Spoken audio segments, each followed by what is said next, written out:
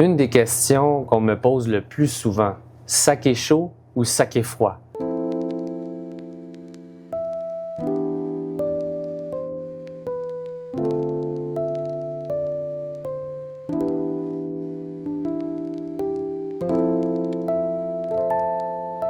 Toujours en direct du restaurant Le Don Donburi, on va essayer de comprendre pourquoi est-ce qu'on fait chauffer un saké. 3 raisons à retenir. La première, c'est quand le saké a une acidité très forte. Le chauffage va contribuer à adoucir cette sensation-là au niveau de la bouche. La deuxième raison, ça va être quand on a beaucoup d'umami, beaucoup de texture dans le saké.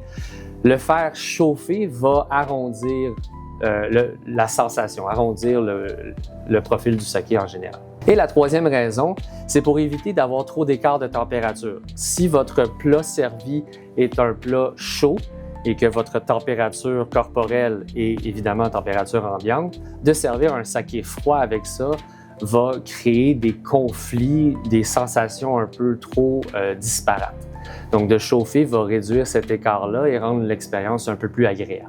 Une autre raison pour laquelle on voudrait chauffer un saké, c'est si une amertume indésirable s'est développée.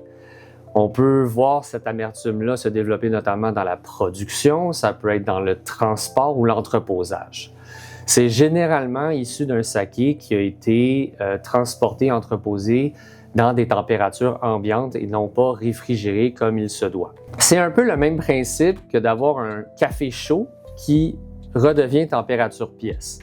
Ce café température pièce a une sensation d'amertume très puissante qui devient désagréable. Et donc, chauffer le saké peut résoudre ce problème-là en particulier. C'est très important de ne pas associer le chauffage du saké avec les sakés de mauvaise qualité. Il y a beaucoup de sakés qui sont spécialisés dans le chauffage. Donc, c'est-à-dire qu'ils vont gagner en complexité ou en confort, en sensation en bouche, que par le chauffage. Ils sont produits dans cette optique-là. Par contre, le chauffage élimine aussi les arômes volatiles, les arômes délicats, fruités et floraux. Ce qui fait qu'on associe aussi le chauffage à la destruction des sakés de qualité. On préfère garder les sakés Ginjo, Daiginjo, règle générale, un peu plus frais ou température pièce pour sentir davantage cette complexité au niveau du fruit et de la fleur. Pour l'amateur de saké qui cherche à bien analyser au niveau de la dégustation, de mieux comprendre son produit, ma recommandation personnelle demeure la température pièce parce qu'elle ne crée pas de conflit entre le produit et le corps. C'est un pensez-y bien parce qu'à la fois on va sentir les arômes agréables, mais aussi potentiellement des défauts qui se sont glissés, soit par un mauvais entreposage ou par un mauvais transport. Les sakés auxquels on a accès au Québec sont de plus en plus qualitatifs et donc on ne devrait pas y retrouver les défauts habituels.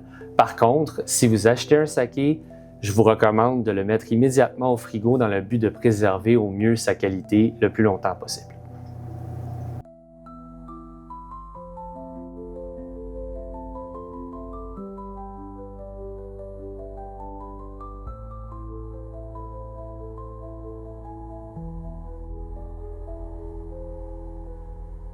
Pour d'autres trucs et astuces au niveau du service de saké, le cours de débutant couvre beaucoup cette notion-là. Sinon, restez à l'affût pour les prochaines vidéos.